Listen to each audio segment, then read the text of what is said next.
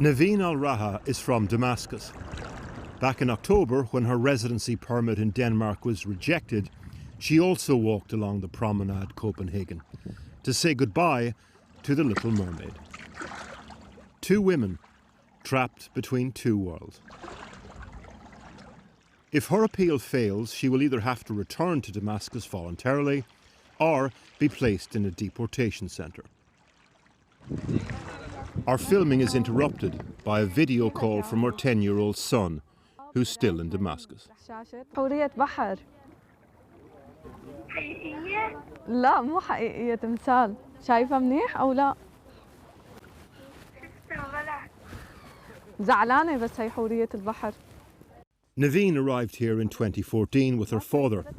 Because of her anti-Assad activism, it was agreed she would leave her husband and two children to go to Denmark. The idea, she'd travel first, then apply for family reunification. It didn't work out that way. Eventually, her husband remarried. Denmark is the first country in the EU to revoke residency permits, which were never permanent, for people like Naveen, deeming Damascus and its environs safe to return to. And indeed, the bombs are not falling anymore on neighbourhoods like Yarmouk, where Naveen is from. Naveen lives with her father and mother outside Copenhagen in supported accommodation with benefits. They've invited 66-year-old Rahab over for coffee. Rahab is in the same position as Naveen, residency revoked, awaiting appeal and possible deportation. The difference, she has no family or connections left in Damascus.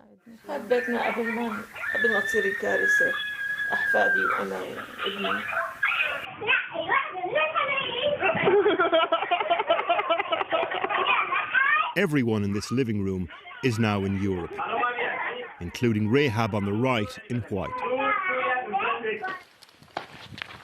But this is what's left of Rahab's home in Damascus, filmed a few years ago. أصحى الصبح على دقة إسلام على الباب تيتا تيتا تيتا أنا هاي ما بنساها براسي لهلا كل يوم الصبح بصحى عليها.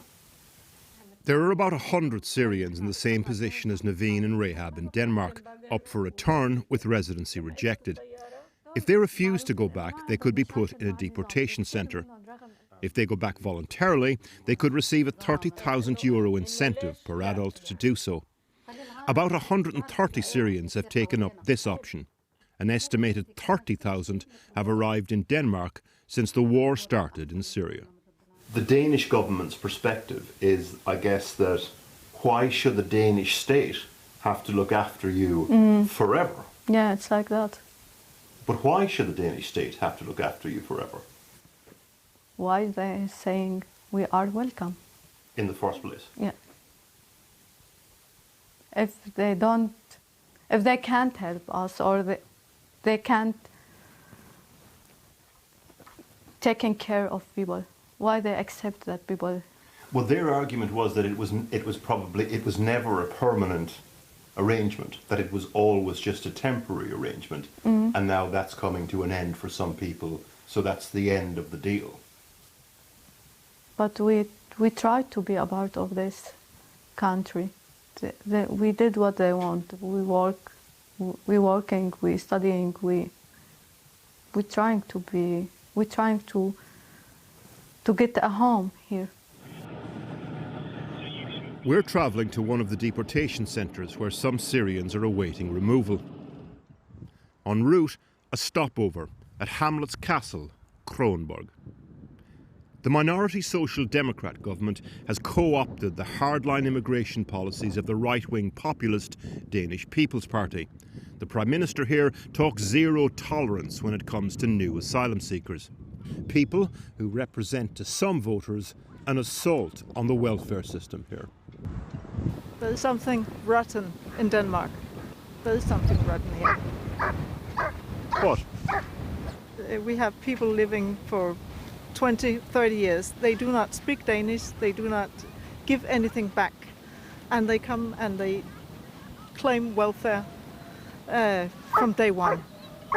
and that is wrong. On the other hand, Denmark has taken fewer refugees than some neighbours. Sweden, for example, next door, has taken over 3 times the number of Syrians, although it's a bigger country. For other voters, this is the politics of safety lying in fear.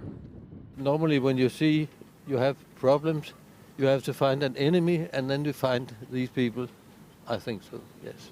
So you think these people are being scapegoated? Yes, right. Finally, the deportation centre near the castle.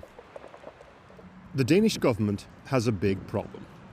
They can't actually send anyone back who doesn't want to go because the government doesn't do dialogue with Assad's regime. So people could get stuck in places like this for years. Like this Kurdish Syrian we met outside. How long do you expect to have to spend here? تعرف يعني تتوقع قد ايه رح تضلك ما هون؟ بنعرف ما حدا بيعرف شو وضعنا. No. Borgen, the castle of the Danish parliament, sets the stage for Nordic noir and the government's immigration hardline. How close do you think we are to somebody actually being physically and forcibly removed? Yes, to Syria anytime soon, it is unlikely that will happen because we don't cooperate with Assad. And as long as we don't do that, we can't force anyone to go back to Syria. Yeah, so they're going to be stuck someplace else for years until the Syrian conflict They will have to resolves. live in a center until they either the situation changes in Syria or they chose to go back voluntarily as some of their countrymen already has done. This is where policy and people collide. For Naveen, the bombs have stopped, but the regime endures. And when you ask her about returning, she recalls being on a bus at a checkpoint in Damascus 7 years ago.